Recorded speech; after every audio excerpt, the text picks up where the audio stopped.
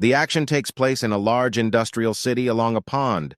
The street is quite lively. People are walking, children are playing and eating ice cream. Nothing foreshadowed trouble. The hero is walking along the avenue. He receives a message from a girl named Gina. She is interested in where he is at the moment. The guy starts trying to write a reply message with one hand, concentrated on the phone and not at all looking at what is happening around him. Due to his inattention, he runs into another man named John, who is carrying a stuffed paper bag of food, which obscures his entire view. The man tries to look from behind his bag to see what happened. He barely felt the collision. They apologize and each go their separate ways. Hank continues to walk and ends up in the square near the store. He writes to Gina that he is already there. She answers him with a cute picture and puts the hero into ecstasy, which scares the people around him. He has no friends at all. He is a first-year student, and he is happy that he finally has a girl who is not indifferent to him. It turns out that he had been watching Gina from afar for a long time, for example, when she was sitting at a table in a cafe and reading a book. The guy goes to boxing training at a sports club while she works out with a trainer. The girl watches him and actively supports him. They met at this club, where they joined to get in shape, and while achieving their goal, they became friends and began chatting about completely different topics. They exchanged small stories, discussed their favorite movies, games, and music, and finally decided to go on a date, so he went shopping for dinner together. The guy dreamed that after some alcohol, the girl would offer to stay together in the same bed for the night. Dreaming of meeting his beloved, the guy began to make strange, drawn-out moans. The little girl thought he was strange and pointed her finger at him. Hank was still standing in the square in front of the supermarket. People were walking around him, and the shadow of the building sheltered him from the sun. He draws attention to the black tower in the form of a screw. It once appeared out of nowhere, more than 200 meters high, but it was not the only one in the world.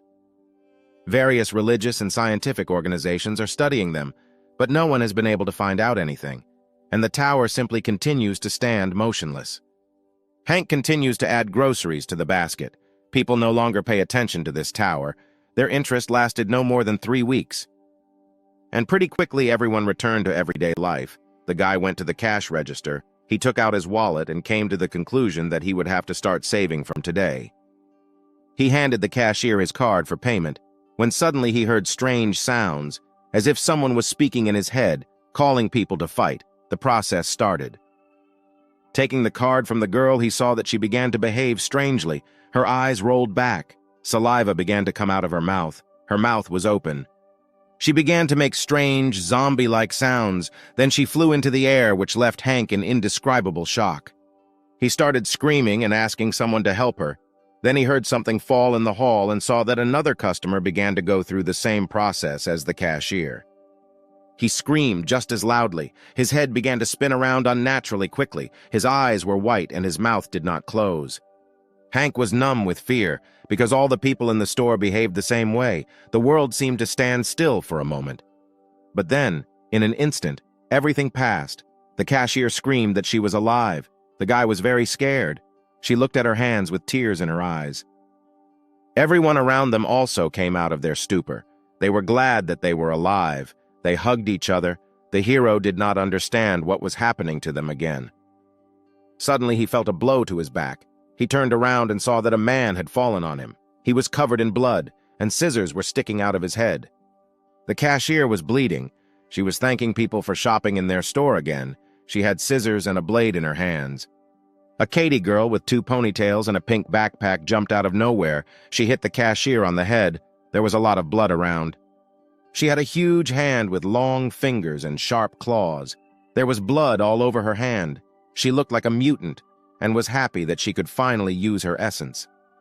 Suddenly, Katy was attacked by Cashier Eva with a huge mouth and a super large jaw, screaming for the girl with her hand to give her something, and then crushing her head. People around were in a panic as the cashier used her essence. They began to request the status window to receive her ability. One of them was able to fulfill all the conditions for activating the entity and received frosty breath, and then froze his hand in the form of a huge club. Elvis approached another man who did not yet have the ability. He begged not to kill him and begged for salvation, but the next second his head was crushed by a huge hand. Hank's face was covered in blood. He was very frightened and did not understand at all what was happening around him. Elvis was triumphant in victory. Another unknown guy came out from behind the shelves. He was dressed all in black. His eyes were red. He recognized Hank and shared it with everyone. There was blood all around everything and everyone. People looked back at the guy and tried to find out whether the great king was really standing in front of them or not. Then they decided collectively that since he was next to them, then they could start all over again. But to do this, they needed to kill the guy. One of the crowd took a bottle from the shelf and smashed it in such a way that it turned out to be a weapon with sharp edges. He wanted to finish Hank off with his own hands. Todd came out of the shadows. He was holding sharp knives in his hands. He wanted to kill the guy and take his essence and was extremely determined to do it. Hank sees how fiercely the entire crowd is against him, and how the blades of knives sparkle. He sincerely does not understand why everyone is hunting for him. With a devilish smile and grin, Todd runs towards Hank, holding a sharp, glowing knife in his hands. He tries to attack first. The hero fell to the floor from the blow. A knife landed next to his face. The man missed, but continued to burst into ominous laughter. Hank was completely horrified by what was happening. Todd once again hit the guy in the face with all his might, continuing to call him his prey. It began to dawn on him that they seriously wanted his death, seeing how they were all fully armed with everything that was in the store and at least somehow resembled a weapon. As soon as the main character realized that they were ready to run after him at any moment, he decided to start running away first from the crowd of angry people. Trying to hide from them, he tried to understand how they knew his name, why people continue to kill each other, when suddenly a car runs into him and knocks him down. Todd gets out of the car, continuing to grin evilly. He asks the guy not to run away, but Hank decides that he should still run and save his life. He runs up to a man in a blue jacket. It is John, whom he had previously encountered on the street, who asks him to help, as the killer is chasing him. The man turns around, asks Hank if this is the case. The guy joyfully says his name, but suddenly he sees a bloody axe in his hands. John was very happy with his luck this time. He hopes that the place in the final 9 will be his, but as soon as he begins to swing at the hero, he is hit by an electric shock and falls backward. It turns out that it was Gina who came to the aid of her boyfriend. She had a pistol with a shocker in her hands, and she shot it in the man's back. The girl wanted to know if everything was okay with Hank. He was very lucky. Since she was nearby, parallel to the conversation, she restarted the charge of the shocker and warned the guy that John was still alive and should be careful. The crowd continued to run towards them. The girl shouted that their enemies were still surrounding them, and they needed to run away quickly. Hank didn't understand what she was talking about and why she was calling these strangers enemies, because a minute ago, everything was fine. The girl looked around. All she saw were burning cars and people killing each other. She wanted to know what exactly could seem normal about this. He continued to follow her, when suddenly he stepped on something, and looking at his feet, he saw that it was someone's dead and crushed hand. Nausea immediately came to his throat. Gina asked him to come to his senses because if he continued in the same spirit, then all these people who had changed at once would kill them both. She asked Hank to leave his questions for later. Then she took off her glasses and threw them away, extended her hand to the guy and asked him to leave. He was interested in where she wanted to go, but she confidently stated that they were heading to his home. Meanwhile, the tower was making ticking sounds. Entering the building and hiding in the apartment, they closed the door behind them and could finally breathe out for a while. Hank asked Gina to explain what was happening. The girl's guess was confirmed. She realized that the main character remembers absolutely nothing of what happened in his life before his return. The guy was a little confused when he heard this phrase. He didn't know what it meant.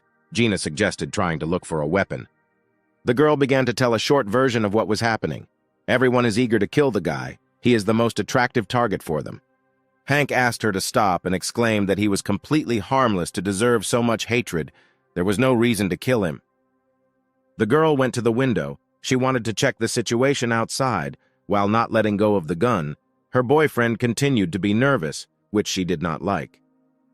He was not going to relax because just recently a crowd of his potential killers was chasing him, so what kind of peace can we talk about? Gina grabbed his shirt and pulled him close to her. She was angry that he could not understand what was happening, and in a few hours night would come and someone would come to take over the land. The girl continued to hold him by the t-shirt and shouted that he must win the battle, must lead people to kill the damned God. Hank was very scared. He couldn't understand how he had to kill God because he couldn't even win in sparring fights. The whole situation seemed extremely absurd to him. Suddenly, everything around shook.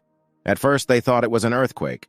Gina assumed that it had already begun, but it was too early, in her opinion. The black tower turned green. It rotated very quickly around its axis like a tornado, lifting cars into the air, and the game launch icon appeared before Hank's eyes. Suddenly, the main character fell, screaming in pain. Gina was afraid for him. There was a bright light around, and his body was torn by lightning bolts. His eyes became white. He felt as if his body would be torn into pieces. Lying on the floor, clasping his body with his arms, forced body enhancement was taking place. Immediately after this, Gina also screamed as hard as she could. Her body took an extremely unnatural position and she was in great pain.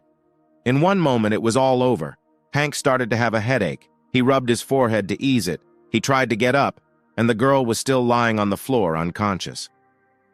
He approached her, tried to bring her to her senses. The pain disappeared without a trace.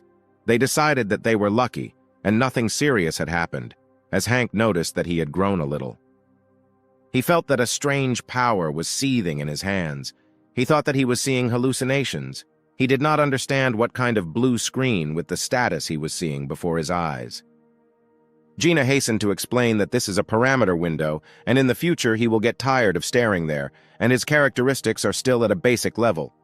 Hank noticed that the girl's appearance had changed slightly. Her proportions had increased. Their bodies had been forcibly enhanced to the limit. While he was examining his new body, the girl saw through the window that the city was completely destroyed, and now there were 2 moons in the sky. They found themselves in a multi-world created by a black tower. With each new rotation of it, another world is superimposed on the Earth. Now all the people of this world are going through a return. This means that memories from the future are returning. Ginny also has her memory back. Hank did not understand what kind of future we were talking about. The girl explained that it was different from the future that he imagined, and God provided everyone according to their ability. Abilities are called essence. People can take them away from each other. Thus, they were forced to play a deadly game called enlightenment. It doesn't matter who started it. From that moment, a battle to the death broke out. Many died, and 9 people stood out among the people whose powers surpassed God. They were called the Phenomenal 9. Gina persistently asked the guy to remember before he was nicknamed the Great King, since he was part of the strongest 9. But this was the first time he had heard about it. Hank decided that they wanted to kill him because of the essence. Suddenly the girl bent in half, and then completely flew into the air. She was spinning around herself. Her essence is a flexible body like rubber. Its capabilities go beyond human limits. She can bend both forward and backward. In total, you can get 2 essences. One is given initially. The other is received from the first killed source. He was wondering which essence he got. Gina suggested that he concentrate and see for himself. He discovered the taste of steel beyond the horizon, which he received when killing Casita. Outside their apartment, people continued to fight and continuously kill each other in pursuit of new entities. Suddenly, the tower began to release golden, luminous feathers. A huge egg appeared from the sky. It sank to the ground and something began to emerge from it. Hank and Gina stood on the balcony and tried to figure out who it was that appeared with huge wings in a white robe and with a golden staff in his hands. This Superman slowly landed at the very top of the tower, icy tears flowing from his eyes. He raised his staff above his head, and then a pillar of light rose around the tower. Hank tried to catch the golden feather. He wanted to find out what it was. Finally, the feather fell into his palm, and in an instant, he disappeared. Noticing Hank trying to catch the feather, Gina screamed at him, trying to prevent him from making a mistake, but it was too late. Realizing that he had disappeared without a trace, she sharply opened the door of their apartment and ran out of it with all her strength. She did not expect that enlightenment would begin so soon. She ran along the corridor of the house where Hank lives. She was sure that everything would be fine with him. He was a great king and would cope with the trials. Strange things are happening in the world. Golden feathers are flying around. They explode and open portals of bright light. A man with a blade in his hands laughs. Hank falls from one of these portals onto an unfamiliar land. He is in prostration. His clothes are bloody. He hits his head hard. Looking around, he realizes that he was thrown to the foot of the Black Tower and wonders how this is possible in just a second. Something that looks like golden birds begins to fall from the top of the tower, and people around try to figure out who this angel is and what is happening. One of the angels, David, announced that they were all in a specially isolated zone, and now they would have to pass a difficult test. He sent creatures previously unknown to anyone to Earth and ordered to deal with them first, but they looked quite friendly. One of the participants approached the creatures. He was scared at first, but as soon as he saw that they were very small, he relaxed. He was wondering what kind of isolated zone they could be talking about. The angel looked at him with a withering look and declared that they were underestimating them. Then he made a clicking sound, and the next second, the creatures attacked the man. Winged creatures hovered around the tower and laughed at the stupidity of people. David declared that he was already tired of coddling them.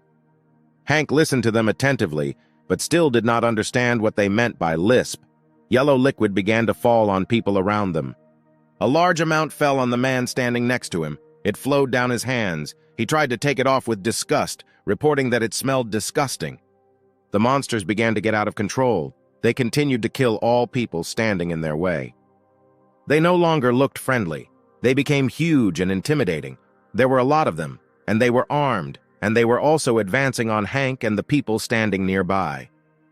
David stated that a special pheromone that he just sprayed slightly stimulates the goblins, and those who score the most points for killing them will receive a reward.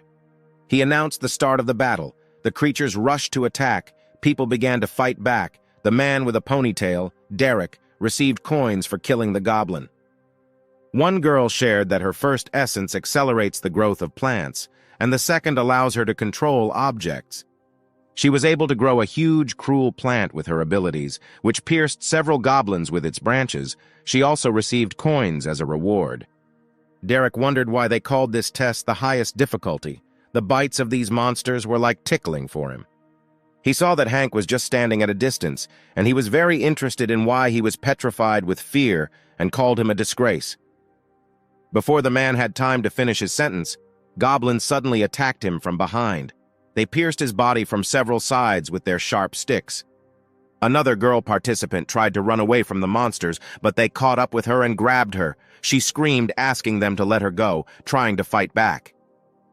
Another guy, trying to break away from the chase, did not understand what was wrong with them. They did not die, but continued to advance and come to life like zombies. Suddenly, Hank felt someone grab his leg. He turned around and saw a severed body, although his head was still conscious and asking for help. The angels continued to look down on the people fighting with the goblins. David found it funny that the participants called what was happening a test. Hank became very angry at the words he heard. He called it nonsense. He was very upset by the attack of many monsters on one unarmed girl. He decided to protect her, took some kind of stick and began to fight the girl away from the goblins, shouting at them not to approach and to get away. Turning to her to see if she was okay, he asked her to take refuge somewhere, but saw that her body had already been torn apart and she was dead. The angels continued to watch what was happening. They laughed at the people, saying that they had warned them that the test would be difficult and extraordinary. Seeing that the monsters did not die, there were more and more of them. They became stronger and more bloodthirsty. People began to doubt that they even had a chance to survive in this unequal battle. The world around has changed a lot. Huge, sharp rocks came out of the ground, buildings were destroyed, and everything around was overgrown with trees and plants. Hank armed himself with a fire extinguisher and killed the goblins one by hitting them on the head. Then he went down the stairs to the bottom of the city. Hugging the fire extinguisher, he sat down on the ground. The guy was very tired, and he was bothered by the question of how many more of these creatures he had to kill. They didn't die, but new ones appeared in a geometric order. The phone fell out of the hero's pocket. He noticed Gina's photo on the screen. He wanted to find her at all costs. Later, he decided to request the status and noticed that his indicators had changed. He chose durability from his abilities because he wanted to know the details. He could purchase additional points with coins. Hank definitely didn't want to die so early, so he agreed to improve the ability, and then the changes immediately took effect. He heard someone laughing from around the corner. He turned around and met another participant. He looked terrifying and was covered in blood. Russell licked the blood from his face. He wanted to know how Hank was doing and if he was able to find a good element, because nothing worthwhile dropped from the goblins he killed. Hank realized that this conversation did not bode well for the future, and he was mentally prepared for the attack and was able to fight off the enemy. Then the hero knocked him to the floor and then began to choke him, screaming with excitement and fear, and did not remove his hand from the enemy's throat until he was sure that he was dead. Hank continued to sit on top of Russell's body. The hero tried to understand whether the guy was dead and what would happen to him next, but suddenly he felt a powerful blow from a knife to his shoulder. The enemy laughed with delight. He was glad to outwit the great king. One of his new essences, which he received after the murder, was to pretend to be dead. He pulled the knife out of his shoulder, thus making the wound wider. Blood splashed all around, and Hank began to scream in pain. Russell pinned the guy to the floor and then jumped on him with all his strength. He said that if he really wanted to kill him, then he had to be ready to cut his throat. He explained that the wounds inflicted by his knife would not heal, and if you left everything as it was, you would die from loss of blood, so he would continue to cut until he died. The attacker was sure that the main character also had an unfortunate element in his essence, and he also called him a weakling. Russell continued to beat the poor guy with a knife, repeating like a mantra so that he would die quickly. Hank was already bleeding very heavily. It was even pouring from his mouth. The guy did not want to die in that place. His subconscious forced him to come to his senses, and in the end he was able to fulfill the conditions for activating his essence, the taste of steel. The wild-eyed attacker continued to stab the guy with a knife, when suddenly the knife hit Hank's palm, his ability being able to recognize the object the man was beating him with. Thus, he learned what the blade was made of, and also that the object could be given an order using a command, and in order to absorb the abilities of the object, one had to say the word food. As soon as Hank said the key word, the blade in his hand lit up with a bright flame and engulfed everything around him. The enemy was dumbfounded by what he saw. The wound in his hand began to heal. His pupils began to glow golden. The blood from his nose and mouth, as well as all other wounds, quickly disappeared. The man only had time to see that Hank had fully recovered when he was punched in the face and hit the floor with all his might. The hero had already come to terms with the fact that he would die, and he had no idea how the changes happened. He felt very exhausted after everything. Hank was already picking up his fire extinguisher. Russell was trying to figure out if he was healed right after he ate the element, because then it turns out that he is a great king. The hero didn't quite understand what his opponent was saying, but he understood that he couldn't stop, so he picked up a fire extinguisher and hit the man in the face, knocking out several teeth. He continued to hit the man with his chosen weapon. He hit him furiously and without stopping, breaking his legs and arms with his blows until Russell stopped moving completely. For killing a man, he was given coins as a reward. Hank was very scared, realizing that he had done all this and could not understand why he should give a reward for this. Hank was completely exhausted. His body stopped responding to him. He understood that he would soon pass out and it would be very bad if he stayed there. The activation of the second essence has occurred, super compensation. When after a super strong stimulus, his abilities increase in proportion to the impact of the stimulus. When the hero woke up, it was already dawn. His performance increased greatly. He did not understand why his abilities improved without coins. Suddenly, he heard someone screaming and asking for help. This person begged them to stop because he had just arrived after returning.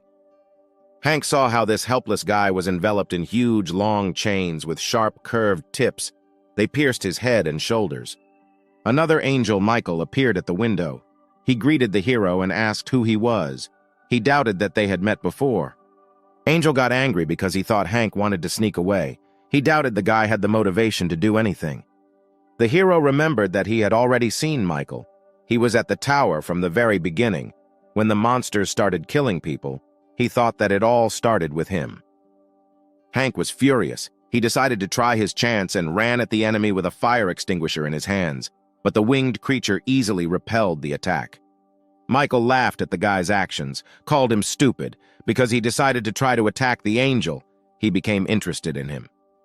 The angel admitted that Hank was not like those whom he usually tortures and kills. Then the guy asked a logical question. Why do they even do this?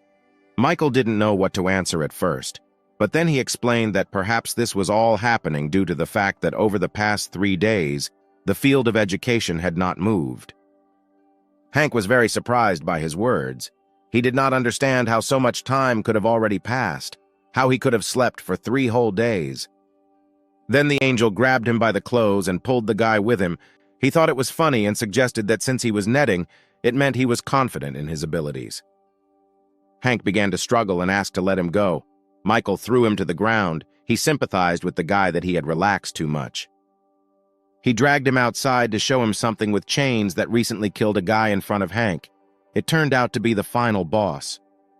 Meanwhile, on the street, people began to ask for the next test and hoped that there would be goblins again, because they could earn a lot of coins. David was very happy with such determination, and so he initiated the opening of the gate and summoned the named monster, and invited people to catch the bonus. He was sure that they would appreciate it. The final boss began to unravel his chains. He beheaded and dismembered the bodies of people. He is called the Killer Chichek. Many survivors fled from him. Michael turned to Hank. He invited him to challenge the named monster. If he could kill him, he would receive a whole bunch of coins. But seeing how many dead people were lying on the ground, he guessed that with a conventional approach it would be difficult to stay alive. A new opponent entered the battle with Chichek. He was armed with a large knife. He began to run around the monster at great speed, but was killed almost immediately. The angel applauded the boss's victory. He decided that the opponent had underestimated the monster's dynamic vision, that is, the ability to follow a fast-moving object. Michael and David, sitting on the road sign, advised people to quickly earn coins and increase their status. Otherwise, with this level of ability, they would not be able to swat a fly. People around were indignant, called them bullies. They did not understand how they could earn coins if there were no goblins. David grinned at this reaction. He asked them not to slow down, because you can kill not only goblins to get coins. People began to hunt each other. Everyone began to activate their essences. Hank began to wonder how much he would get if he killed the monster. But you can only find out by winning. Then Hank assumed that if he wanted to escape, they would kill him, and if he did nothing, he would die. So he decided to choose his ending himself. Suddenly, a guy with a claw instead of a hand tried to attack him from behind, but Hank activated the barbed chain, and the enemy was unable to move his body. It turned out that Michael wanted to help Hank and protected him. He didn't want anyone to stop the guy from coming up with a plan to defeat Chichek. As a result, the creature with wings decided to reveal the secret of the reward for killing the boss. The item that would drop from him would give an undeniable advantage in future battles, and he guaranteed it. The angel encouraged the hero. He pushed him to enter the battle and use his chance. He anticipated an interesting fight between them. Hank decided to go at the monster with his bare hands. Everyone around did not understand why he was taking such risks, perhaps that he was so confident in his essence. Michael flew after him. He laughed and was very interested in what the guy's plan was. He shared that the monster had a wide attack radius, and the sickles were not so easy to dodge. Having opened Chichek's talent board, Hank found out that they were equal in physical strength, but the guy had higher strength and speed. He considered that the advantage was on his side. The hero picked up speed, but the monster knocked him down with the first blow, and although he did not hit him, the guy realized that he would not be able to dodge the hook. With the next blow, he had already thrown the guy back, and he hit a pole. He howled in pain. The hook hit the ground and broke the asphalt, pieces of which were thrown at the hero. Hank was not going to give up. He gathered all his strength into his fist and decided to try to jump to hit the monster, but the hook caught him in the shoulder and pierced him. He howled in pain.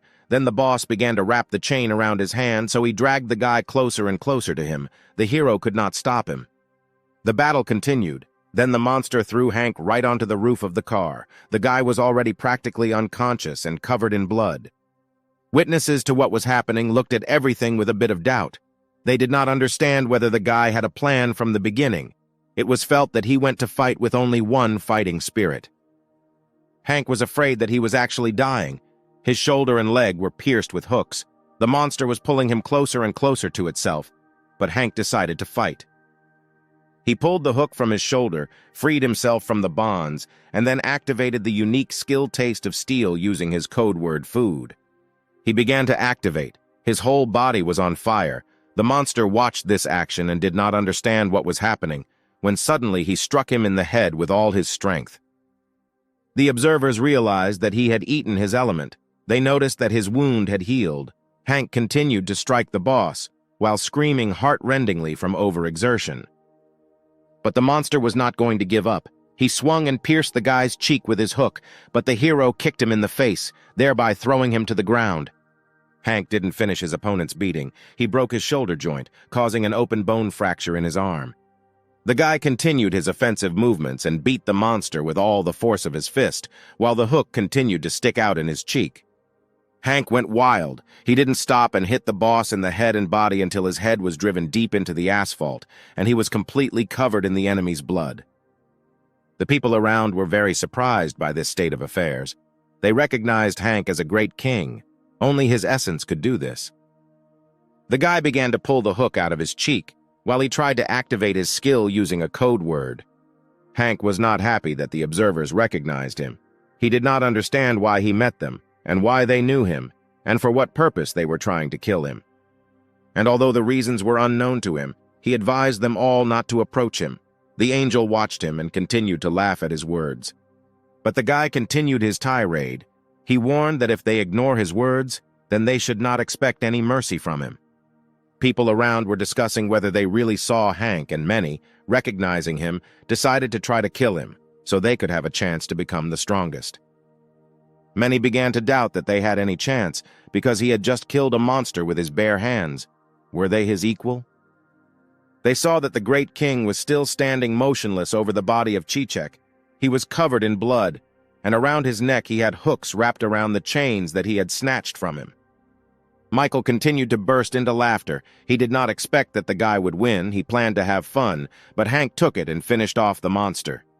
Then the winged monster bent down to the guy and handed him something round and luminous. It was the promised reward, a certain book with a coat of arms. The angel was about to fly away when, in parting, he decided to praise the guy for his intelligence. He called him entertaining and hoped that Hank would be more active in the future. David flew higher, addressing the suffering crowd. He praised them for their good work and also invited them to continue the test. He explained that because they were time synchronized with other areas, they had goblins appearing later, so they sent everyone to a 2-day trial. The three of them, the angels, launched a new process of rotation of the tower. Everyone understood that another superposition of worlds would now occur. There was a crack in the ground. A huge tree came out of it. The whole process was accompanied by an explosion, causing people and cars to fly away, and everyone began to run away. David stated that on the 3rd day of testing they would be waiting for them in the new arena, and also wished them to survive in a special zone. The city increasingly turned into a wilderness. The mountains grew even larger. Now they were taller than the buildings. Hank decided to take refuge in the back of an overturned car. He did not understand how it happened that in just 3 days the world had turned upside down. He realized that Gina was telling the truth. Many die during the tests, and everything that happens is a drama in the guise of a game. He didn't know why he was famous here, and why everyone wanted to kill him. Hank also deduced that his ability was to absorb elements that he touched, so he decided not to attack just for them, but he needed skills to survive. Because all those with whom he has any dealings want to kill him, and all the chaos that is happening does not give him the moral right to surrender to them. The hero began to study the book given to him. It contained the secrets of fist and foot techniques. It was a reward for a special test. After reading it, he would be able to master one of them. As soon as the book was opened, everything around was lit up with a blue flame. He thoughtfully read the text. The words from the book were imprinted all over his skin. His nose began to bleed. He wanted to know what this feeling was. After reading it, he received the extremely powerful foot technique. This technique is based on kicking. He wanted to see if his fitness level was enough to handle it. Having placed the spray paint can on the box, Hank tried to knock it down with his foot, but in the end he missed, fell himself, and the spray can remained standing. He did not understand how to master this technique. The sound of rumbling came from his stomach. The guy was very hungry. He joked that it was the hook's turn to be eaten. After some thought, the hero decided to try to absorb the hook as a new element, and then he received new knowledge, maximizing pain. Hank complained that every time he ate it, there was a terrible stench. Then he decided to eat the rest of the hooks, considering that they were quite suitable as food. The guy continued to complain about the taste, but in exchange for them, he received the 4th level of pain, and all the extra calories were automatically replaced with coins. Realizing how much money he now had, he decided that the taste could be tolerated. He continued to look at his indicators in the table. Looking out of the car, he thought it was quiet on the street and hoped that nothing would happen if he got out, but he was already being watched. It was a new player, unfamiliar to him before. He hit Hank from behind, but the guy was able to land without falling. The stranger stated that he had seen him in action. Having looked at him carefully, the hero realized that he had already met him before. It was Todd. He had previously watched him during the battle with the monster, a guy with a scar on his face. Hank didn't understand how Todd knew him. The player smiled. He was surprised that the guy didn't remember him and called him heartless, intending to strike. The great king fought off the attack with his new knowledge, but the man was surprised that he was using such a useless skill and wondered why he was not using the essence. They continued to fight. Hank mostly fought back and did not attack first, but the enemy fully enjoyed his superiority and took advantage. Todd was disappointed that he did not receive a worthy opponent, deciding that the protagonist's victory over the monsters was pure luck. He teased him, saying that the hero forgot how to fight as soon as he lost his memory, but suddenly Hank was able to activate an extremely powerful foot. The man was still making fun of the king, when suddenly a foot hit him in the face. He thought that Hank had changed his movements, but the guy was already flying at him in a jump to strike again. The activation of the technique was successful. The hero hurried to take advantage of the chance and struck with a new method, a salamander trident. After landing several blows in a row, Hank thought that he had succeeded in defeating his opponent with his new strength, as he lay unconscious on the ground. But suddenly he came to his senses with a scream. The hero did not understand how he survived his attack, but the man admitted that he had an element of a softening blow. Todd also admitted the fact that he would have died without the advantage and praised the enemy for his resourcefulness. But Hank wanted to know the reason for the attack. It is unlikely that he wanted to get new elements. Most likely he wanted his second essence. The man wanted to eliminate him in order to become the strongest, because he received a divine blessing. But at the same time he lost his memory. He could not allow Hank to covet this title again. Todd was confident that he would win this time. They began a new battle, striking each other one after another, Hank using his foot trick. The king then decided to scoop up sand and scatter it around to make his opponent lose track of him, who called him a coward for using dirty methods. Hank continued to methodically strike with the new skill, so he was able to increase its level. With the last blow, the enemy stopped moving. The man was already lying covered in blood.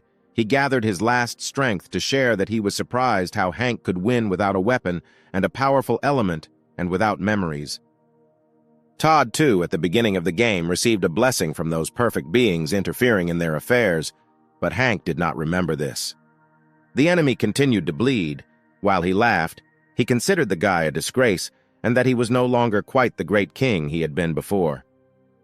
He believed that Hank was not number one and not the strongest of the phenomenal nine, not a legendary warrior who rebelled against God, but just a shell of him. With the last of his strength, he wished the guy to go to hell and shouted that he had no chance in the battle against God, and that next time he himself would become a great king. Hank was very infuriated by the fact that he was the only one of all the participants who did not remember anything at all. Then he covered the body of the murdered man with a jacket. He felt in his jacket pocket a small map with an area circled in red on it. He decided that this was where the god the deceased was talking about was located. Seething with anger, the guy decided that he had to make sure or at least look at the one who was considered a perfect being. Hank went on a reconnaissance hike. He came to a huge waterfall. He knew that there must be a secret place behind it. Going inside a certain temple, where strange figures were carved on the walls, he saw a bright light emanating from the room behind the arch. Once in the huge hall, he noticed a throne at the end of the room. As soon as he asked out loud what was here, a fire instantly lit up in the wall lamps. Hank was frightened by the unexpected bright light. He saw that the figure of a goddess was forged on the throne. He wondered who she was. A female figure with long hair was carved from the stone. Two dragons with long tails that wrapped around her body towered above her shoulders. Then he received a message from the goddess Cassandra. Her voice sounded in his head. She asked him to choose her religion so that she would guide him. Hank had a feeling that something similar had already happened before in his room. He tried to understand what they were talking about and how a stone statue could speak at all. She introduced herself as Cassandra, the queen of fire of the underworld. She was the creator of this world. The ruler, to whose worship and service he will devote his life, even if he previously followed other gods. She will illuminate him with the flame of mercy and give him strength if he swears allegiance to her. Cassandra ordered him to bow before her, kneel and swear to serve her, but Hank doubted that he could gain power by becoming a believer. He did not want to bow down to the one who suddenly forced everyone to participate in a deadly game that plays with people like chess pieces. The goddess wanted him to lead people to kill the damned god, but Hank did not want her blessing.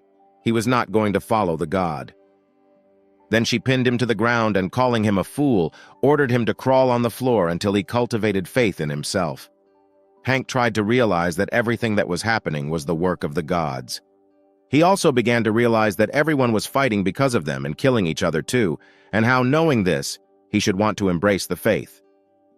Then, after investing a lot of effort, he forced himself to his feet and roared that he would never submit to God. Cassandra did not understand why he was rejecting her. She didn't like his words, and she decided to turn from stone into flesh. She was furious, and since he wanted to become a sacrificial lamb, she wanted to take his heart. With one movement of her finger, she began to rip his heart out of his chest. Hank squealed in pain, but then he was able to activate the conditions to activate his essence. She desperately wanted to understand why he didn't want to submit to her, why he didn't want to love God, why he didn't choose her religion.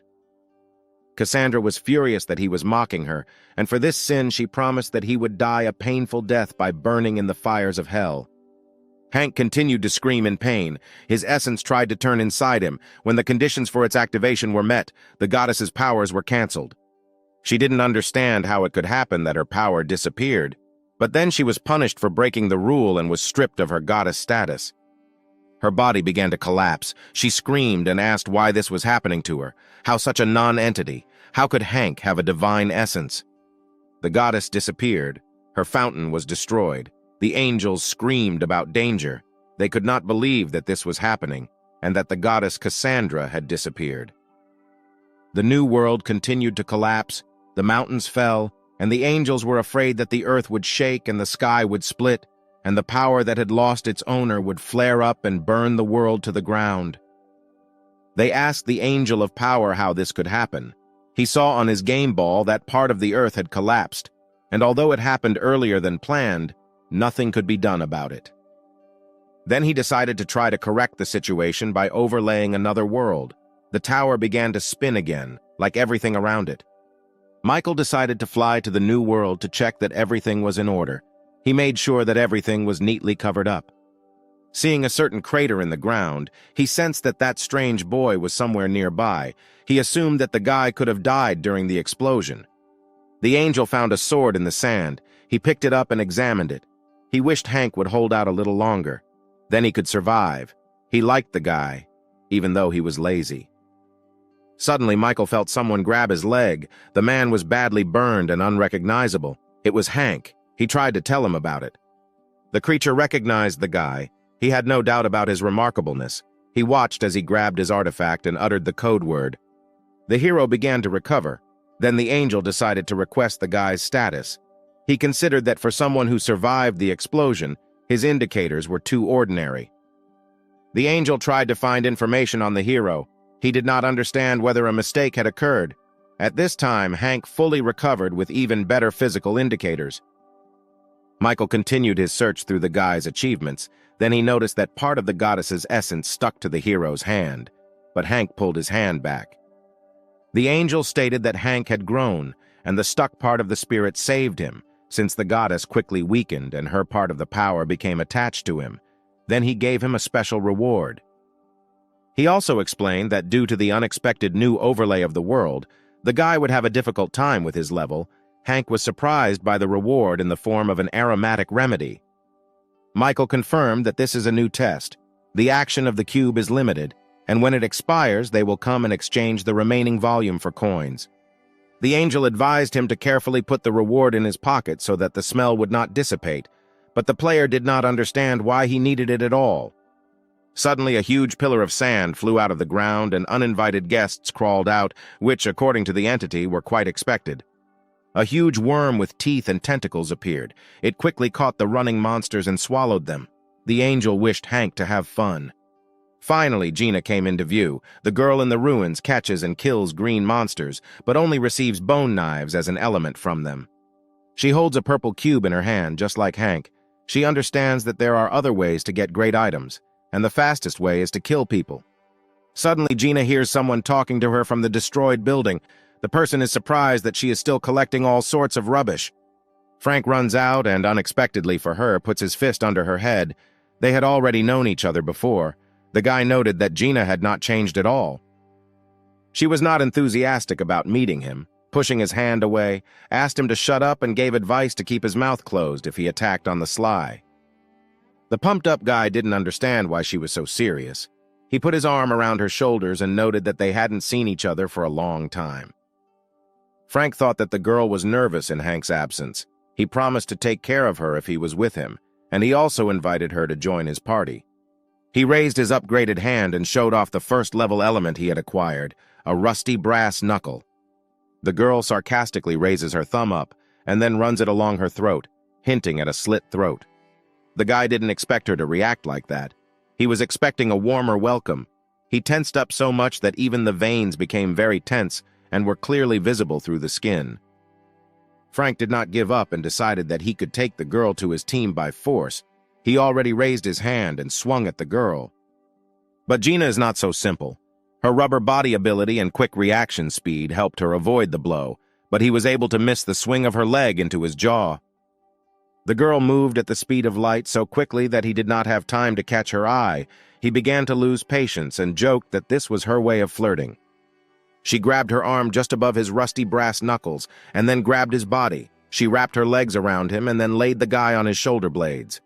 Frank, although he was humiliated by the girl's victory, was still able to find the strength to recognize her as a beauty. But the very next moment, he tried to pull his hand away and strike her. He threatened Gina that if she didn't stop, he would kill her. But the girl was not a timid girl. A couple of moves, and now she had a chance to break the guy's leg. Realizing that he was in a losing situation, Frank apologized, asked her to stop and admitted his guilt, and that he had behaved childishly.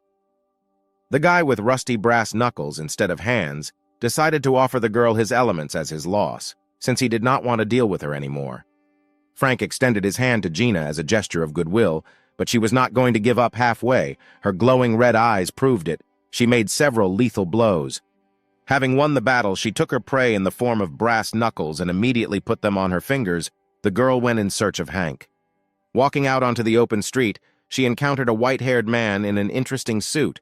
He was surrounded by his comrades. The guy applauded her victory. Gina looked at him with a look full of hatred. She recognized him as an acquaintance named Julian. She wondered if he wanted to have fun. The guy noticed that the heroine was not happy with his appearance. He asked her to soften up, because he didn't come to fight with her. Julian continued to gather his team. She saw his armed henchmen, as well as a truck at their disposal. But Gina did not want to be with them. The man was sure of Hank's death, and if he had been alive, he would have known about it. But he hinted that players with two essences disappear without a trace, and they always need to be ready. He believed that without a memory, a guy would not be able to survive the trials. Although he was once called a great king, at the moment, he is most likely dead. Julian offered the girl cooperation. He considered himself the most suitable candidate for the role of managing humanity. Gina was already ready to destroy everything around with rage, but not wanting to kill the guy, she picked up maximum speed and ran away, making a deep rut of stones and sand behind her. The girl ran wherever her eyes looked. She stopped at the top of a rock and examined the surroundings made of the same rocks and sand. Gina believed that it didn't matter what Hank was before, because the strong should protect the weak, and their past and present were very different. She understood that he did not remember anything about this world and was afraid for his life, but she also felt that she needed to pull herself together and not become limp. The girl could barely hold back her tears. She decided to collect as many elements as possible before meeting her lover, so that it would be easier for them to fight in the future. Gina was about to fight a giant worm with teeth. She had already activated her rusty brass knuckles and rushed straight towards the open mouth of the monster. She felt that the guy was alive and tried to fight for his sake. At that time, Hank climbed to the bottom of a remote cave. He was sitting in an uncomfortable position with his eyes closed, trying to recover from the explosion. Carl was watching him from above. He was holding a large boulder in his hands and was preparing to destroy his opponent. Wanting to kill the guy, he threw a stone directly at the unsuspecting Hank. The hero noticed that some object was flying at him. He suddenly stood up and put his hand under the stone. From the force, it split into many small pieces. Hank looked up and noticed Carl watching him. He didn't expect to be caught in the act, and so he immediately started running away. He immediately hurried to the top, jumping along a steep cliff. Hank finally got to the top, but it was too late. Carl got cold, but he left his clothes and bag, which was good for the hero. Suddenly hearing someone talking, he decided to see who was walking there. The strangers were discussing the shelter and thought that they had found the ideal place. It was Thor, Diana, and Becca. They were languishing from the heat and wanted to quickly drink water, but their supplies had long since dried up. Thor was indignant because he had the responsibility of carrying everyone's things, and Diana was only responsible for water, but they also ran out of that. To which Becca rightly noted that no one forced him to join their duet, so why does he continue to complain about injustice? The girl began to talk about a portable altar that gives the ability to only the first 3 believers. They decided to cooperate to awaken God and remain together until they find a victim. She told him that since Thor did not trust them, then he should have gone there alone. He was already an adult and should understand that he should be responsible for his words. The guy didn't understand why he had to listen to her reproaches, but at that moment the blonde asked them to shut up. She pulled her long ears out from behind her hair. The guys fell silent, trying to understand what she was up to, but Diana decided to activate her essence, so she found out that someone was watching them. The beauty realized that there was someone nearby. She told the others about it, but unfortunately she could not determine where exactly. She took out a bottle of water and handed it to Becca to drink. Thor was a little offended by the deception. He was told that there was no water left. The girl in the red cape activated her essence. She maximized her sense of smell by using the body's water. Becca tried to smell the observer. It didn't take her long. Even though the smell was unfamiliar to her, she soon pointed to the top of the rock and pointed with her finger. Thor was immediately glad that the victim had found him at just the right time. He decided to go in search of her and ask the girls to prepare the altar. Diana was not sure that he should immediately go to the rock. She decided to try her luck again by activating the search, but failed again. She asked him not to rush, but Thor was not a timid person and did not understand what he should be afraid of. But the next second, Hank jumped out at them and hit the guy on the head. The man did not expect an attack from behind. He hit the ground with all his strength and then missed another fashionable blow from the hero. A purple cube fell out of Hank's pants pocket, a reward for surviving the explosion. He picked it up. The girls immediately recognized him as the Great King. Diana was sure that he had lost his memory. She saw him putting the cube in his back pocket of his pants. She wanted to know if he wanted to take their cube or maybe the coins. The blonde was clearly afraid. She was sweating. The girl understood that there was no point in measuring their strength with him. Becca decided to quickly take the altar out of her bag. Diana wanted to give it to Hank, hoping that then they could be saved. But she did not take out the altar in order to give it to the hero. She was afraid that her friend would give it to him, so she got ahead of events and stuck her knife into Diana's side. The blonde did not expect such an act from her ally. She was bleeding not only from the wound but also from her mouth. She asked to let her go and accused Becca of misunderstanding. But the red coat did not allow the girl to move. She desperately wanted to receive God's blessing, so she finished Diana to death. Hank had no idea what this unexpected meeting would lead to, as he watched as the blonde's head smashed against the altar and her blood flowed down it. The magical altar, having received enough blood from the victim, lit up with a bright purple flame. Becca was not going to give in to anyone. Then the sides of the altar opened and a huge figure in metal armor began to appear from there. It was the god Kent. He wanted to know if the girl was a believer, eager to gain the power of his body. Becca was delighted with the appearance of God. She confirmed his guesses. Then he invited her to rise and climb inside his armor. She was very happy, but she was immediately warned that not all activation conditions had been met. Kent was disappointed by the girl's weakness. He released iron spikes and demanded that she give up her flesh and blood to become his food. Becca tried to get out of the iron trap. She didn't want to become someone's food, because she had already given the victim's blood and did not know that there were still some hidden conditions. The thorns were compressing more and more. They had already begun to pierce her skin. The girl was screaming for help. She asked Hank to save her. But before the guy had time to come to his senses, the girl's body burst inside the god's suit. Then Hank decided to open the board of the enemy's capabilities, but most of them were unknown. Suddenly, out of nowhere, the angel Michael appeared. He looked at the god's skill table and assumed that the guy was finished. Hank understood that his chances of winning were less and less. Kent's battle armor was waving his weapon and jewelry, ready to pierce anyone with it. Michael was ecstatic in anticipation of a spectacular battle. He noted that unlike Sichek, Kent is a type of fighting technique that has impartial attacks and a complete lack of intelligence. The guy already had his fists ready. He didn't like the angel's attitude, which he was trying to infect Hank with. He asked him to either help or shut up. The winged creature continued to grin at the hero, but in the end he decided to help. He wanted to check on the cube how many the hero had killed. Michael continued to call people inferior creatures, ready to kill each other for profit, while Hank noticed another cube lying next to Diana's body. The guy rushed as hard as he could for the cube, discouraging the angel. He had 5 seconds left before the end of the cube's action, and dodging the god's blows, he managed to grab it at the last moment. The angel raised the old cube above his head, noting the speed of the main character. He had almost lost hope for the guy. Hank was still ready, still holding his hands in fists. He didn't understand why Michael liked watching him fight for a living so much.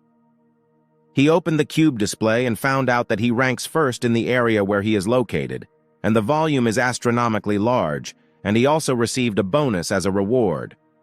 But the hero understood that he was faced with a more difficult task, namely to defeat another god.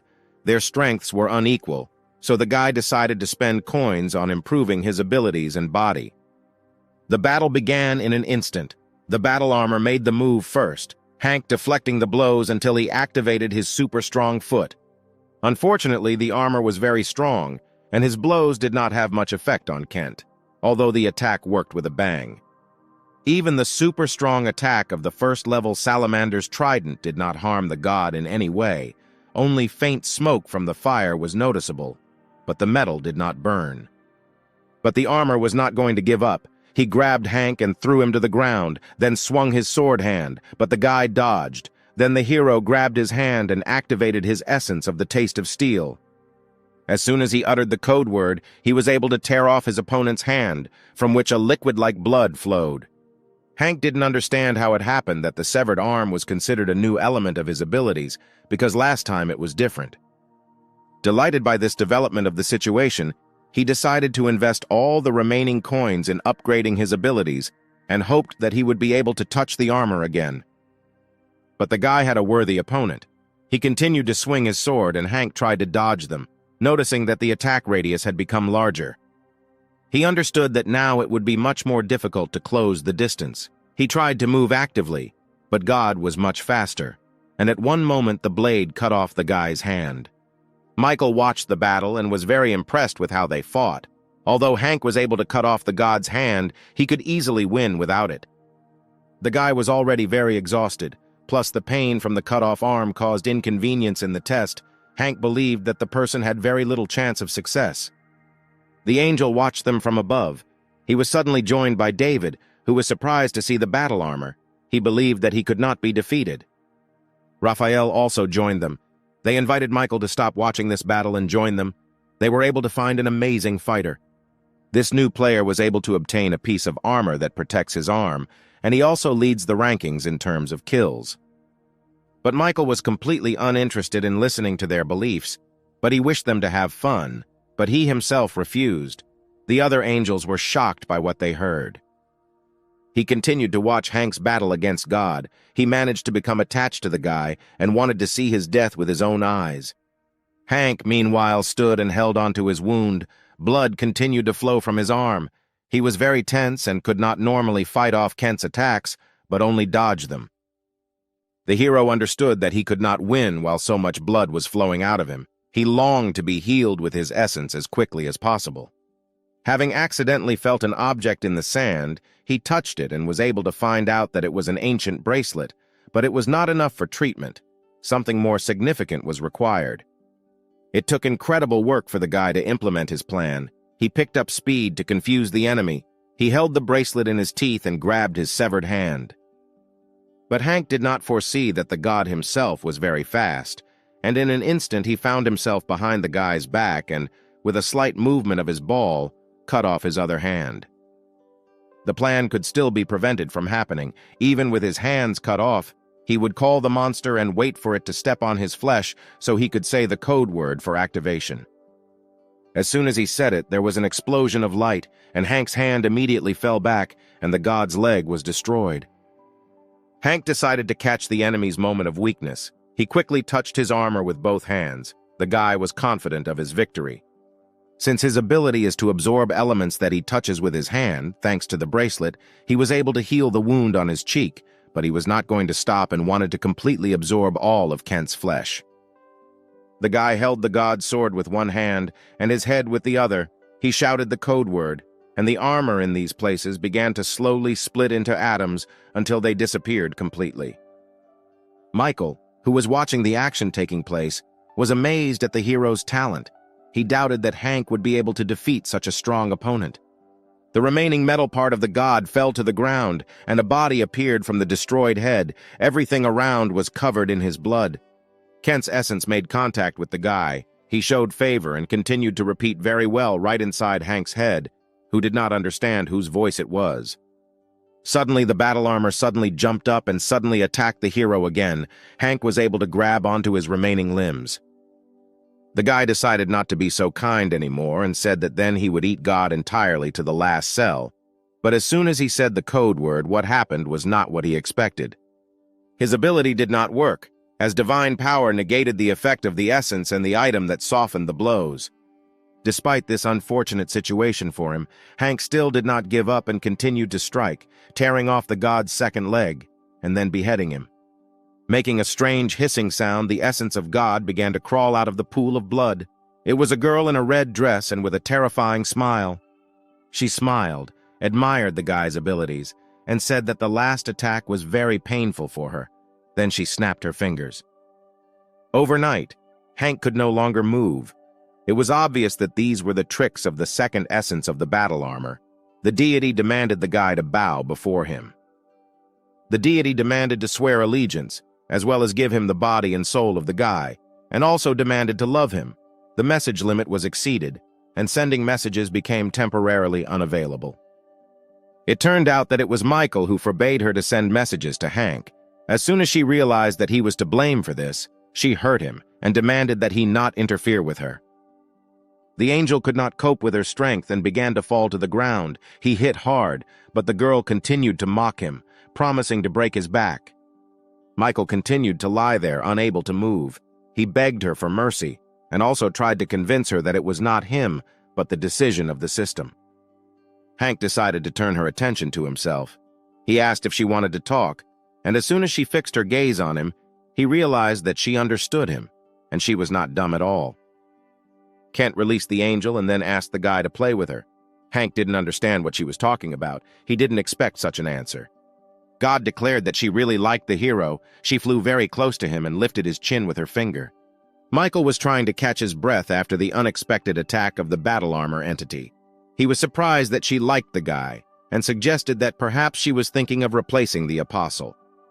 She promised that Hank would become stronger, not like the others, and if her sympathy was mutual, then she could give him the ability to destroy this entire world. Michael found an opportunity to fly up. He could not understand that such a monster as Kent could be called from above. He tried to quickly report this to the Angel of Power. The entity heard the angel's thoughts, and using her powers, she again threw him to the ground. He was bleeding from his mouth. The girl ordered him not to rock the boat. She then turned her attention back to Hank. She assumed that he would be better than the current apostle and would be able to amuse him. The guy said that he did not want this. Then she smiled at him. Not believing his words, she asked him again if she had heard that he did not want to become an apostle. She stated that she did not believe the words of a god like him. Michael was still pinned to the ground. He did not understand why the guy was refusing such an offer. Then the entity flew up again. It had already begun to gather a ball of its power in its hand and was preparing to kill the main character. Hank told her that the goddess Cassandra also promised to grant him powers if he bowed to her. He didn't want to hear that nonsense anymore. He felt anger towards such gods, perhaps due to the fact that he had killed one of them in a past life, but he knew that she could not kill him due to the rules of the system. Continuing to speak, he called the girl impudent and spoiled, and he was not going to devote his life to such a frivolous creature like her. Hank said that he did not accept Kent as a god. Then she flew up to him again and took his head in her hands from above, again repeating her sympathy. Then she looked at him upside down, eye to eye, her eyes glowing with a yellow light. She wanted to make him her property. The girl sat on top of Hank's shoulders, wrapping her legs around his neck. She kept her fingers at his temples, applying pressure, and a shiver ran through him. She knew that God should not interfere with the affairs of non-believers and those who do not pray to him. But before the system made a decision, it could invade his mind, or his head could simply burst. The battle armor continued to burst into laughter. She was amused by the fact that the guy was shaking like a leaf, threatening that he would stop breathing.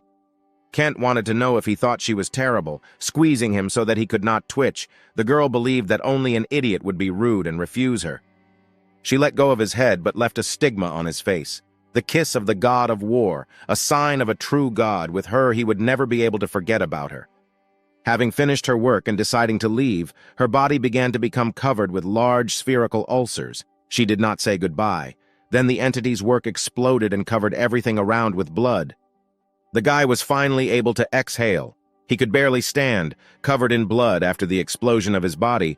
Hank was glad that she freed him from being captured. Michael was still lying on the ground, slowly beginning to come to his senses after the weakening of the god's spell. He was glad that the danger had passed, and he was now free. The hero approached the remaining armor. He tried to absorb their power, but the system generated an error, but he had no doubt that he would not be able to eat them. Since everything turned out this way, Hank decided to look at the status table and deal with the reward in the form of a ticket with a chest, ordering the item to be given out. The angel was finally able to get to his feet. He regretted that he had started all this. The hero called out to him and declared that he had already saved his life twice. Hank hinted that it would be nice to pay for the service rendered, showing him the ticket with the chest. The lionfish creature was clearly not happy with the blackmail. He flew up over the guy and yelled that this was not funny at all. No lower creature would even dream of wanting to devour an angel. The hero was a little deaf from such loud screams, so he decided to hit the angel in the side, and he curled up on the ground in pain. Hank returned to the ticket. He wanted to rip it to activate it, but wasn't sure if it would work. But right after tearing it, a bright blue light appeared. A certain person began to appear from the emerging whirlwind of light. It was a middle-aged man, with a mustache and in a strange robe of a wanderer, with a huge backpack on his back. Fletcher tried to see where his client was. Noticing Hank, covered in blood, he asked how he was feeling. The guy could barely stand on his feet. Then the man handed the hero a small vessel and, apologizing, invited him to use it. The wineskin contained a lot of water, although it was light in weight. Hank immediately opened the bottle and without hesitation began to shower. He happily washed off the blood, sweat, and dirt, and was then able to breathe a sigh of relief. In the meantime, Fletcher decided to unfold his backpack. It contained a rack with a huge number of different bladed weapons. The man greeted the client again. He is a peddler who travels the world and offers only first-class goods. He hugged the hero, suggesting that he first look around a little while he rested a little after the journey. Hank approached the stand and was a little surprised at the cost of some of the goods. Fletcher asked if it was his first time using the seller's service. Having heard a positive answer, he decided to tell the guy about the ticket he used, which allows him to call a representative of the trading company at any time. The ticket is not so easy to get. He offered Hank to buy a ticket at a special price of 500 coins, but to the surprised face of the guy, he decided to bargain to 200. The hero checked his balance of coins. He had more than 40,000 in his account, and he honestly told Fletcher about this. The man was very shocked to hear that the guy had no money. He lamented that recently there had been very tough competition between the shops. After so much time, he hoped that a worthy client had finally appeared, but he was called just to look and not buy anything. Hank didn't understand why the merchant was reacting this way. He had money, but Fletcher laughed. He didn't care. For him, the guy was a beggar. The guy did not expect that. Having torn the ticket, an arms dealer would come to him. It turned out that he really used the call for nothing. The seller really wanted to know how Hank got this ticket in the first place, and learned that he was given it as a special reward for the cube test. Once Fletcher learned the truth, he realized that he should have guessed earlier, because the guy didn't even know what the ticket was for. Hank made the excuse that he had been called into a world where enlightenment had just begun, and the salesman was surprised that he did not read about precautions before using something. The guy admitted that he's not one of those people who gets acquainted with such things, and it turned out that he didn't even know what Fletcher was selling. It turned out that the man was selling various items from second class and higher. He assured the guy of the excellent quality of his goods, so the client must be corresponding.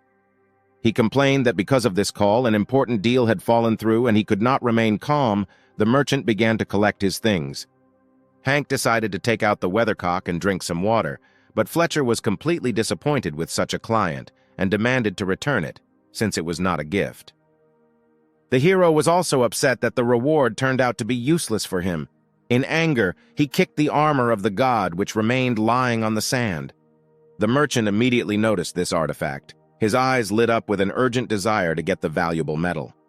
Fletcher expressed curiosity about how exactly Hank plans to dispose of this piece of garbage.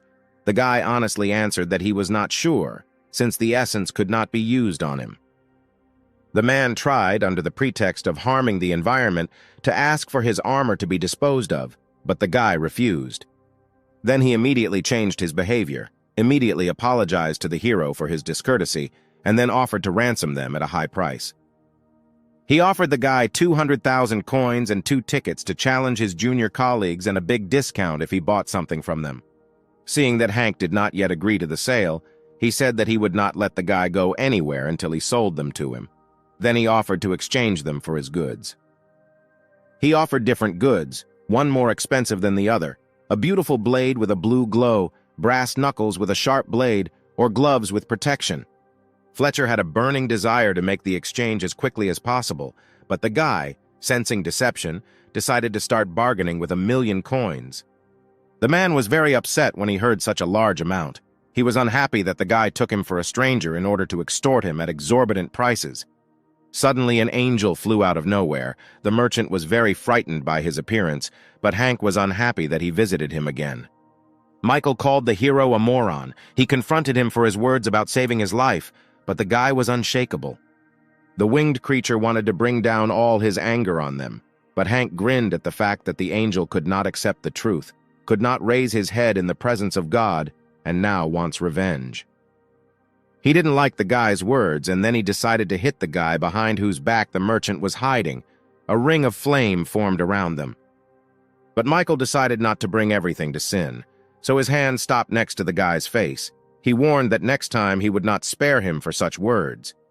The angel had never been so angry before. He warned the guy once again that even this armor would not be able to save him next time, and then flew away.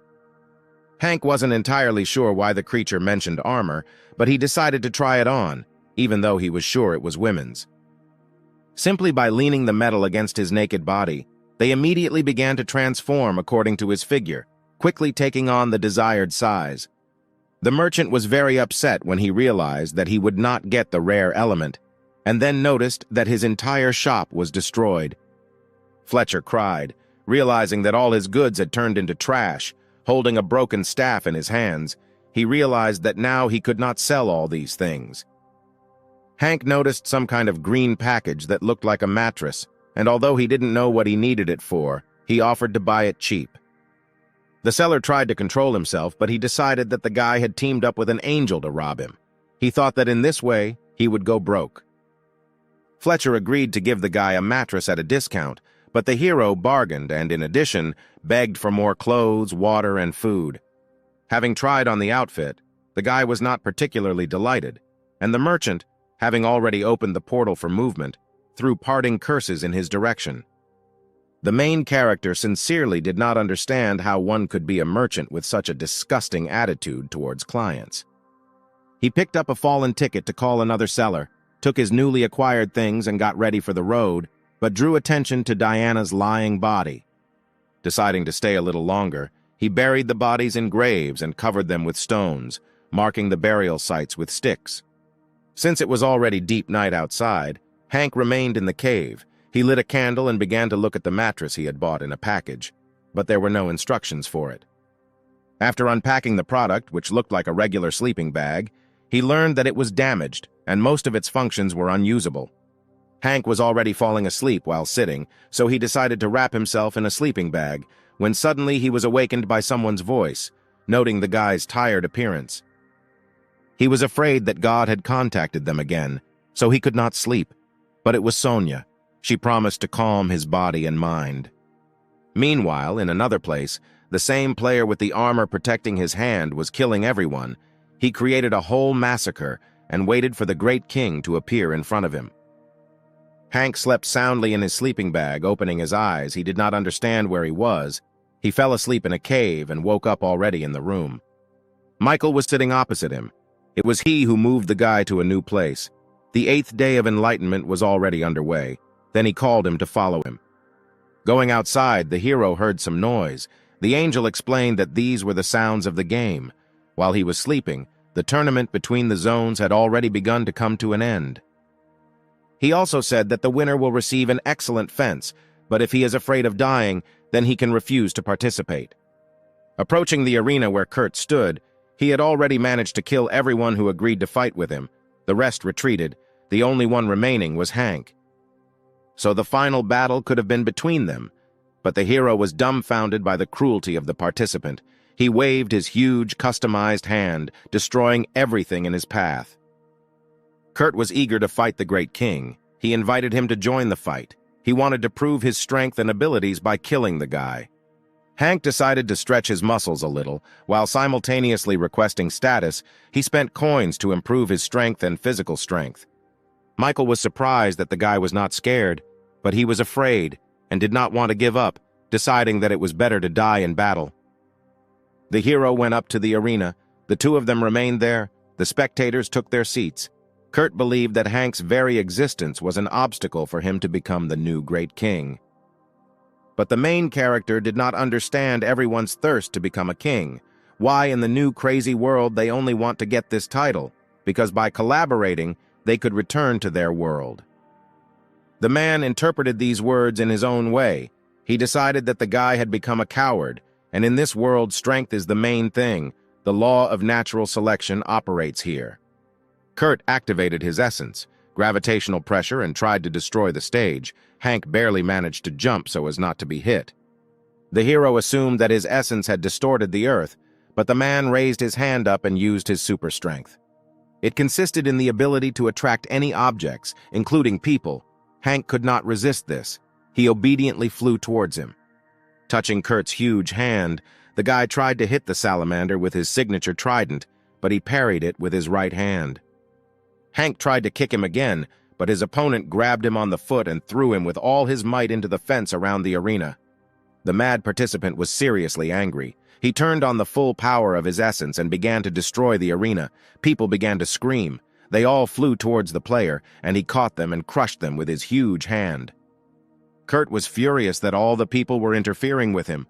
He drove them away and pushed them away. Many died from one of his blows, but he was looking for Hank, who jumped out at him. The guy was able to strike the madman in the face, sending him into a rage. He accelerated and was already preparing to deal a fatal blow to the hero. But he was ready, and dodging under the arm, he delivered another powerful kick to his jaw, knocking out several teeth. God of War Mark was disappointed by the powerlessness of Kurt, who believed in him. He wanted to leave him, but the guy resisted as best he could. Hank was very happy that he was finally able to find the player's weak spot and managed to break through it. He did not doubt his abilities. But the next moment, he missed a powerful blow. The guy sprayed blood from his mouth. The God of War was still disappointed with Kurt. Lightning flashed in the sky. Then a column of light hit the center of the arena right at the madman. Hank did not understand what was happening. The man continued to beg God to give him another chance, but Mark was adamant. He initiated the transfer of the soul into the body of the believer. God was transferred into Kurt's hand. An eye and a mouth appeared on his palm. He claimed that the man was not good enough even with his blessing. Hank was still looking at the animated palm, which expressed a desire to personally crush the guy, offering to take it as an honor. The hero was very dissatisfied that yet another deity appeared before him, descending from heaven and breaking the rules. Michael watched what was happening all this time. He himself did not understand how God, who forced people to participate in education, had the right to intervene directly in the battle. Mark stated that God is free to use the body of a believer who kneels before him at his discretion, and he also noticed the mark of the god Kent on his cheek. The creature struck the hero again, causing blood to spray from his mouth again. Then he forcefully threw the guy to the ground. Mark couldn't call his supporter to lose to someone like Hank, so she jumped on top of the guy and slammed him into the asphalt. Suddenly, his huge hand split into many ribbons. It was almost impossible to escape their blows. The hero continued to receive blow after blow. After dozens of attacks, he nailed the guy deep into the ground. He was barely alive, bleeding. Mark laughed that a young man with such pathetic abilities dared to challenge him. But the great hero was still conscious. Although he felt extremely bad, he replied that he was curious to measure his strength with God, but he turned out to be weak because he was still alive. The talking palm lifted Hank's head. He realized the reason why Kent chose him. Perhaps it was a better body. He offered the guy a deal. He would give him a chance to survive if he cut off the symbol of battle armor from his cheek, and then bow before him and receive all the power of his body. Hank was already very tired of hearing the same nonsense from the gods about faith and worship. He did not see any point in blessing them. Advising the gods not to look down on people, he only angered Mark more. He heard mockery of himself in his words, so he decided to crush the guy with the strength of his body. When suddenly the hand rested on the fist of a madman, it was Kent in female form. She did not allow the god of war to touch her marked one. She lifted Hank's head and kissed him on the lips, thereby not only healing him but also awakening his powers. Her power flew into his mouth. Battle Armor called this guy her special baby because she likes him, and the hero has changed a lot. He began to look as crazy as she does. The god of war became very angry at her interference, but she put him in his place, saying that he was the one who got into the human fight in the first place. Kent, in the guise of Hank, slowly grabbed the arms of Mark's body, wondering why the battle armor had modified the body of its believer so much. He was angry at such a question. He did not need moral guidance from her, because she herself had forcibly captured a person who did not believe her. Then Hank suddenly grabbed Kurt's hand and kicked him several times. He wanted the maddened god to calm down a little this way. But he was not at all going to give up and miss his chance to harm his enemy. Despite the fact that he only had an arm, he continued to stand. God wanted to make Kent cry, but he challenged him, then decided that he needed to even their chances, since he had completely taken over Kurt's body. The deity infused the spirit of a puppeteer into the hero, and then began to use a crazy martial arts dance in battle with the enemy. After several excellent attacks, Hank was able to lay the guy's body on the ground. God was confident that he had defeated the enemy, and placing his foot on his head, triumphed. Although Kurt looked defeated, the god of war had not yet disappeared. He rose up again and attacked the hero, but he was able to deflect the blows, and then completely tore his arm from his body and threw it far away. The angel, as always, flew at a distance and watched the struggle of the two gods who had inhabited people. He considered them to be narrow-minded madmen. He was curious why they arranged all this right now. Hank noticed the watching winged creatures and headed towards them, which made the angels very nervous. God was tired of their rules. He wanted to keep the guy's body for himself. He grabbed Michael by the face, not giving him a chance to answer, and kept saying how he wanted to crush them all at once. He wanted to know why exactly he was constantly hanging around the hero. Kurt was going to leave before Hank woke up. He asked the angel to take care of his pet and also protect him from anyone who wanted to attack. The deity turned and looked towards the tower. He turned to the angel of power, who in his opinion saw nothing beyond his rules. The hero's body tried to expel the evil spirits from itself. God realized that time was up and he could no longer hold out in it, also noting that the guy had excellent willpower.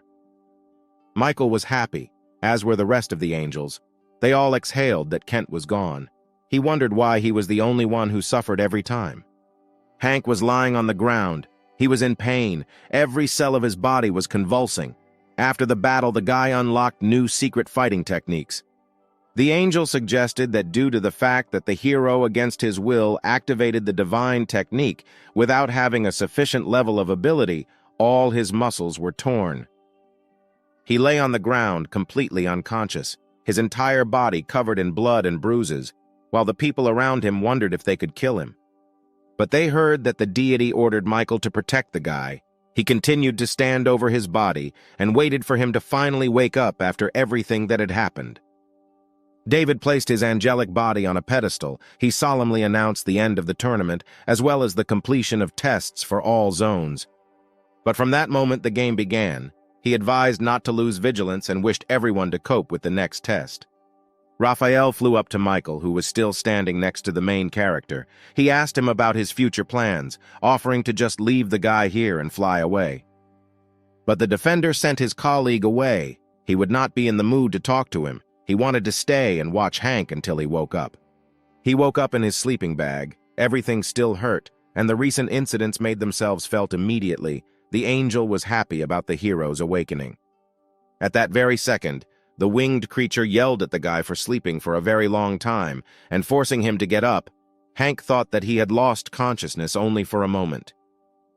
He wanted to know where all his things were, but Michael didn't bother to take them with him.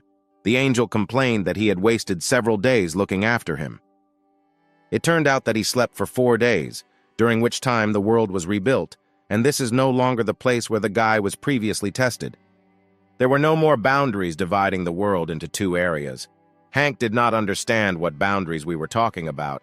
They were on top of a new cliff. All people with 2 essences, as well as those who were excessively cruel during the Enlightenment, were distributed according to their strengths into different groups and began to fight with each other. The sorting was almost completed. The new test was ready and already waiting for the participants. There was half an hour left before the start. Michael reproached the guy for sleeping for a long time, but Hank believed that it even turned out better. Otherwise, what would he have been doing all this time? The angel believed that the guy had already completely lost his conscience. Then he decided to give him a reward for his previous victory in the battle with God. Feathers were falling from the sky again. Hank decided to check his status. He noticed that all indicators had increased, compared to the time when his abilities were weaker. Now even his body had become lighter. After looking at the reward he received, he learned that this compass points to a person with similar abilities or desires as the owner, but there has been no reaction yet. The guy began to think about the question of his desires. Before he was interested in money, career, and popularity. Now none of this mattered. He wants to meet Gina. Hank stood on the very edge of the cliff. He remembered his girlfriend, but soon forced himself to stop reflecting. He had to move forward. He decided not to retreat one step. Despite any obstacles and whatever the main test, he was ready for anything. Activating his new divine technique, the extremely powerful foot, he descended the cliff in short leaps until he landed neatly below. The guy was glad to feel the full power of his physical abilities. He never ceased to be amazed at such incredible changes. Checking the compass again, which was not responding at all, Hank considered whether he should go to the Black Tower. He could lose his way and get lost, so he hoped to find animal trails or traces of other people. Hank continued to walk down the mountains. He noticed a small hole in the ground that was a different color from the sand. He suggested that it might be the track of an animal, but as soon as he approached her, a giant crab jumped out of the hole. At first they froze, waiting for a reaction from each other, but after a moment the crab chased after the guy, who was running as fast as he could, but they had a serious difference in size and number of legs. The guy decided to try to turn behind a rock and hide behind it, but the huge animal simply destroyed the hero's shelter, which greatly frightened him. Hank didn't understand. How could he deal with the crab? It's not an element, so all he could do was run and hide. At some point, the great king decided that the arthropod had decided to give up the search and left, but its shell was still sticking out of the hole into the ground. It seemed to him that this crab was too large for one of its species, so he decided to avoid strange-colored stones. As soon as the guy exhaled from the recent danger, he was suddenly grabbed by the claws of a huge red bird, similar to an exotic parrot. He wanted to eat them, but unfortunately this was impossible for his abilities, so he had to use a kick to get the bird to free him. But as soon as the parrot released Hank off the ground, his leg was immediately grabbed by the tongue of a huge lizard, and with its long tongue it lifted the guy into the air. He was tired of getting into such troubles. He became very angry and hit the animal with his powerful kick, thereby killing it.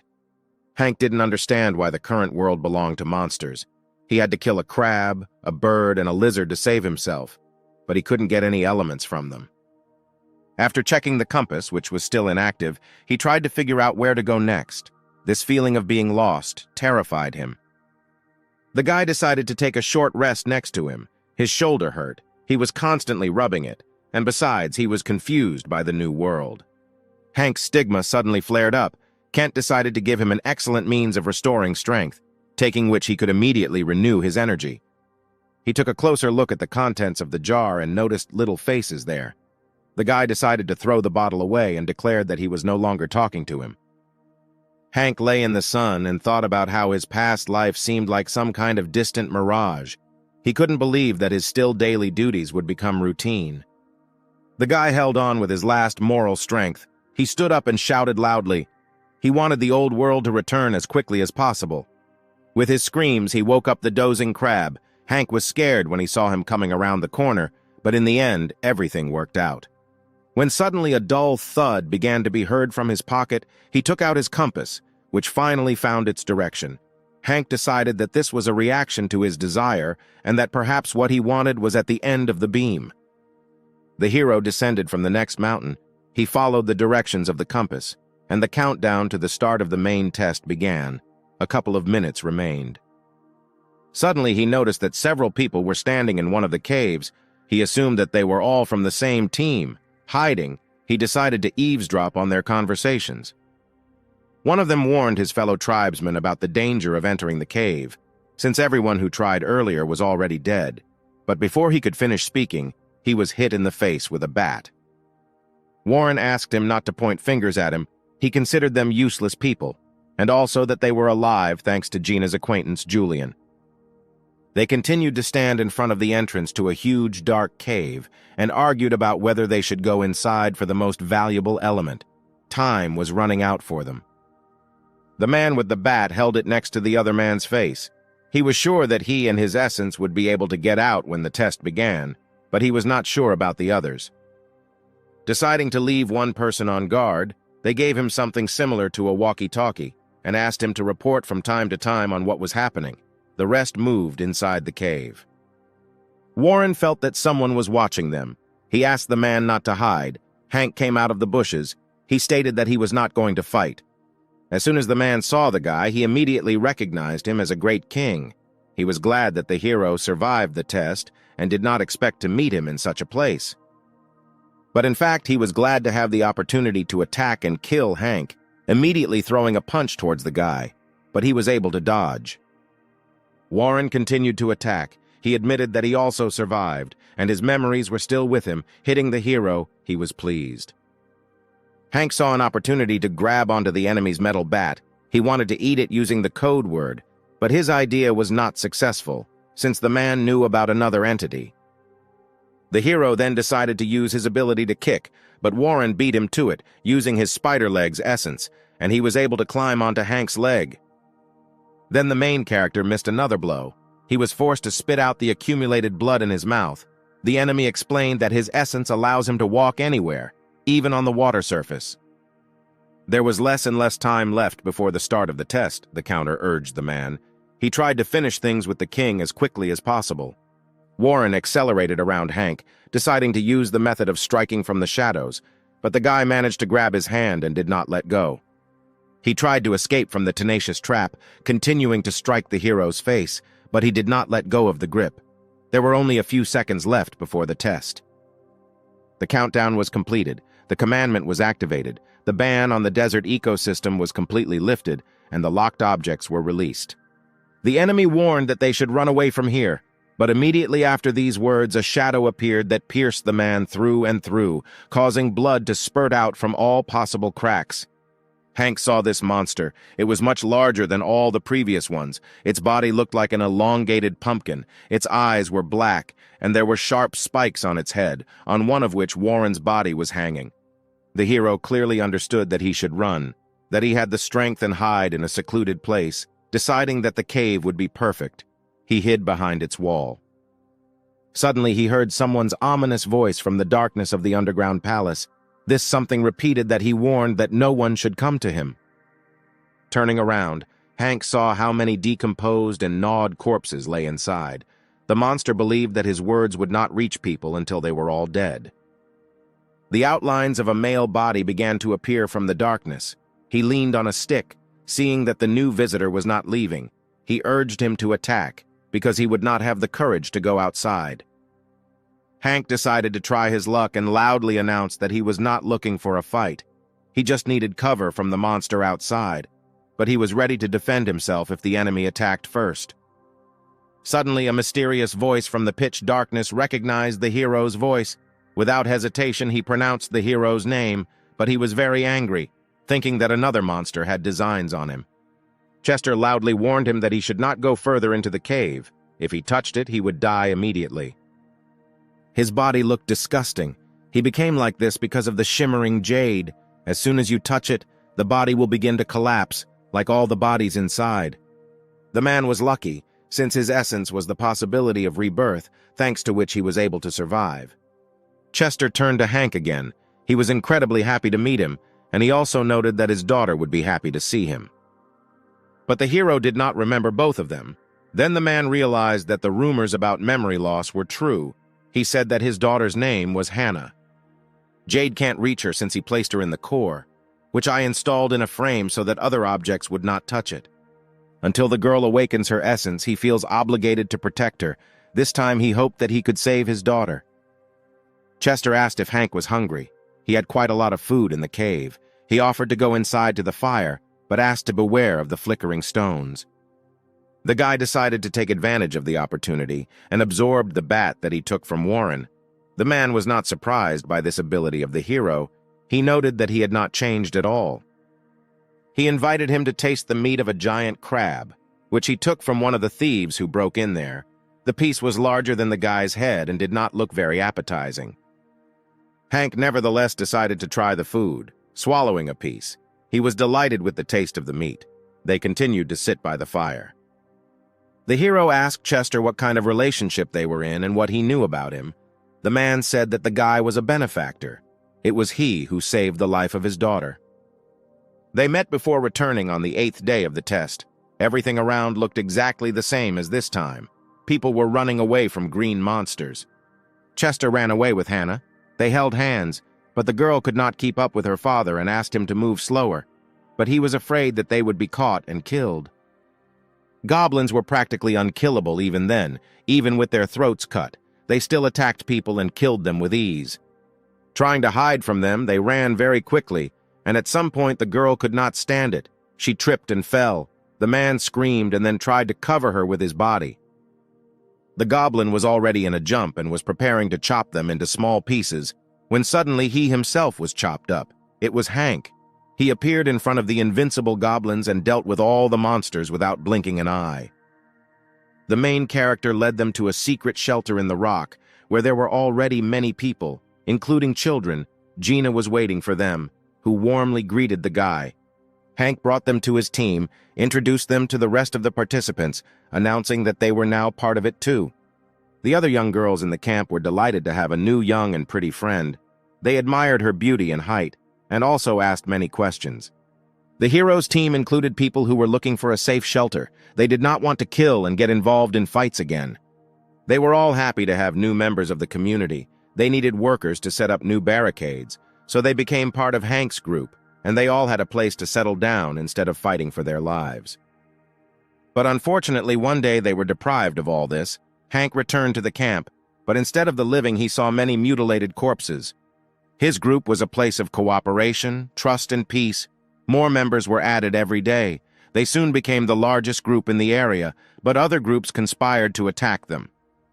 After waiting for Hank to go defend the stronghold, they attacked them, first trying to lure them out by a girl who asked for help. The people on duty at the entrance tried to understand whether she had come alone, asked her to take a couple of steps back and raise her hands. The girl was very beautiful, and one of them decided to go out to meet her, although he was warned that raised hands would not save his essence. Approaching her, the man patted her down for weapons. He asked her not to do anything suspicious, and then they would go inside and she would get a hot meal. Suddenly, her body broke into many pieces, from which many sharp arrows came out and pierced the guards on duty. After killing them, the girl and many crazy people went inside Hank's camp. They were all thirsty for blood and killed everyone, men, women, and children. When the hero returned to his hideout, he saw dozens of bodies of innocent people. He was furious, ordered the survivors to wait, and then went outside.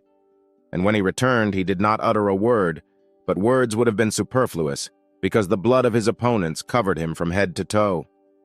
One morning, Hank told the remaining survivors that he was leaving, and he didn't care if they followed him, stayed, or joined other groups. But Chester cried and grieved over the loss of his daughter. He could not leave her there alone. He asked for forgiveness for not being able to follow him, although he had saved them once. The man had lost the meaning of life, so he didn't want to go anywhere. He only dreamed of death.